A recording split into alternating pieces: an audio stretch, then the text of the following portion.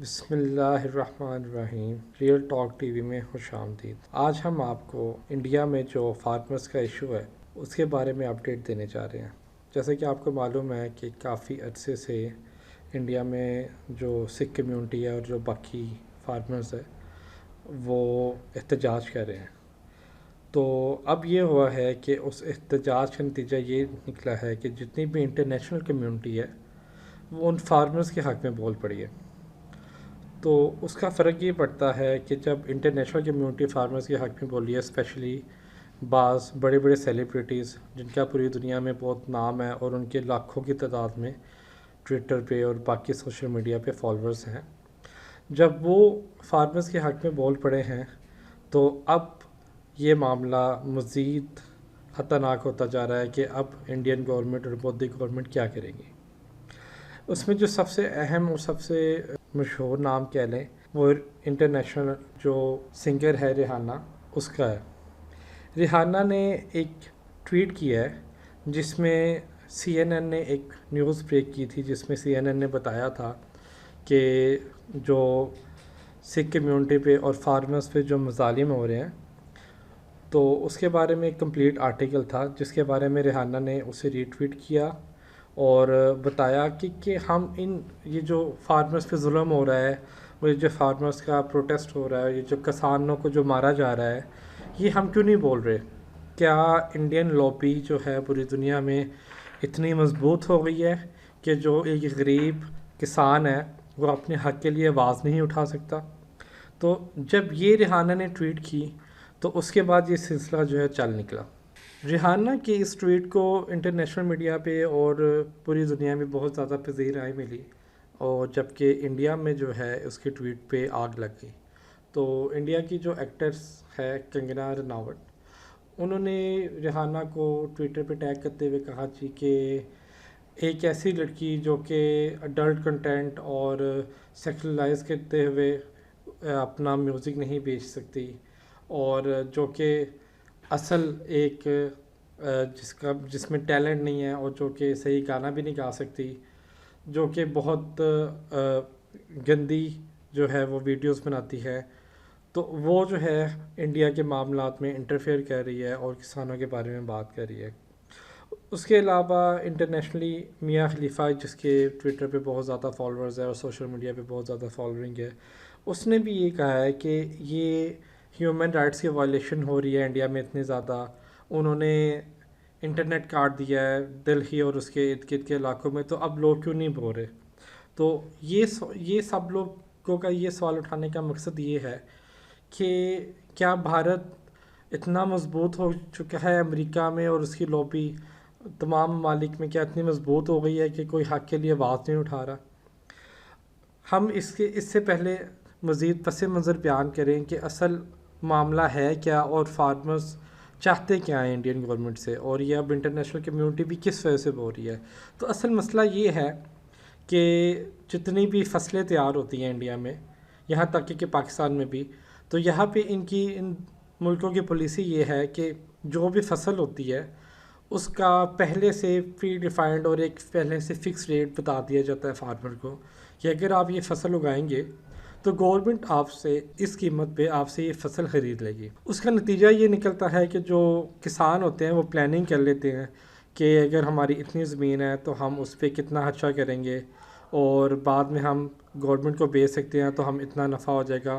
وہ سارے اپنا کیلکولیشن اور ساری اسٹیمیشن کر کے رکھتے ہیں، اور اس سے اکانومی کو ایک بوسٹ بھی ملتا ہے، اور جو کسان ہیں انہیں ایک تسلی بھی ہوتی ہے کہ جو ہم فصل اگائیں گے وہ بک جائے گی۔ بھارت نے یہ کیا ہے کہ انہوں نے ایک نیا لا پاس کیا ہے جس میں بھارت یہ کہہ رہا ہے کہ اب جو ہے جو گورنمنٹ ہے وہ آپ کی فصل نہیں خریدے گی، آپ کسی بھی کارپوریٹ وغیرہ کو یا کسی کو بھی اپنی فصل بیچ سکتے ہیں۔ اس سے کسانوں کو یہ ڈر پڑ گیا ہے کہ جب کارپوریشن یا بڑی بڑی کمپنیاں انوالو ہوں گی تو وہ کسانوں کو بلیک میل کریں گی اور سستے میں ان کی فصلیں خریدنے کی کوشش کرے گی، اور اگر انڈین سرکار فصلیں خریدتی بھی ہے تو وہ کم قیمت پہ خریدے گی، اور آخرکار جو منڈیاں ہیں وہ انڈیا میں وہ ختم ہو جائیں گی۔ تو کسانوں کو اس چیز کو دیکھتے ہوئے وہ ایک بھرپور احتجاج ریکارڈ کروا رہے ہیں۔ اگر ہم مزید بات کریں کہ اور کس انٹرنیشنل اسٹار نے اس کے بارے میں بات کی ہے تو گریٹا تھنبرگ ہے، جو کہ انوائرمنٹ کے بارے میں بہت بات کرتی ہیں اور یہ بہت مشہور ہوئی تھیں. انہوں نے تقریر بھی کی تھی یونائٹڈ نیشنز میں، جو کہ پیرس سے تعلق رکھتی ہیں. انہوں نے یہ کہا ہے کہ ہم جو بھارتی کسان ہیں ہم بھی ان کے ساتھ کھڑے ہیں، اور جو وہ بات کر رہے ہیں بھارتی کسان، ہم اس کا ساتھ دیتے ہیں.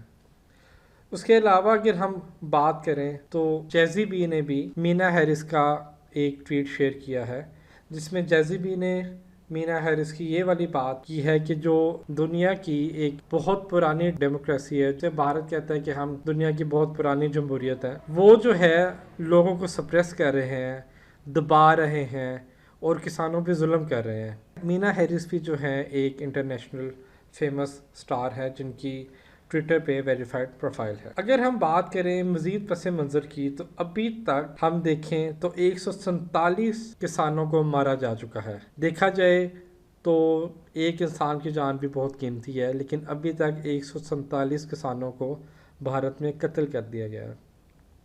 اگر ہم بھارت کے ظلم و تشدد کی مزید بات کریں تو 2019 میں بھارت واحد ایسا ملک تھا جس نے سب سے زیادہ انٹرنیٹ کو بند رکھا.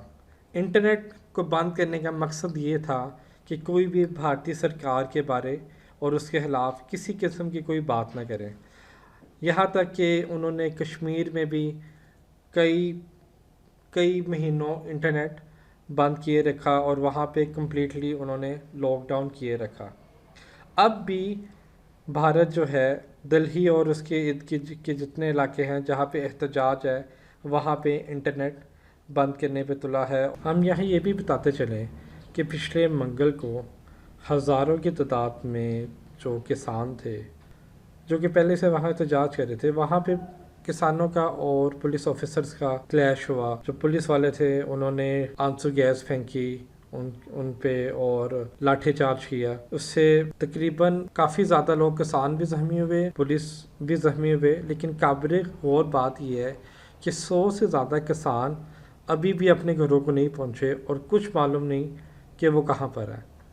اس سے یہ اندازہ ہوتا ہے کہ بھارتی پولیس نے ان کسانوں کو جیلوں میں بند کر رکھا ہے اور ان کے خلاف کسی قسم کی ابھی تک عدالتی کارروائی نہیں کی جا رہی، جبکہ کسان اور جو ان کے گھر والے یا جتنے بھی ان کی کمیونٹی ہے وہ اس بارے میں شدید پریشان ہے کہ ان کے مستقبل کا کیا ہوگا اور انہیں ہم کیسے تلاش کریں. اس بارے میں مزید یہ کہا جا سکتا ہے کہ مودی جو ہے وہ اپنی ضد پہ اٹل قائم ہے، جبکہ کسان جو ہے انہیں اپنی زندگی کا اور اپنی اکانومی اور اپنے معاشی حالات کی فکر ہے.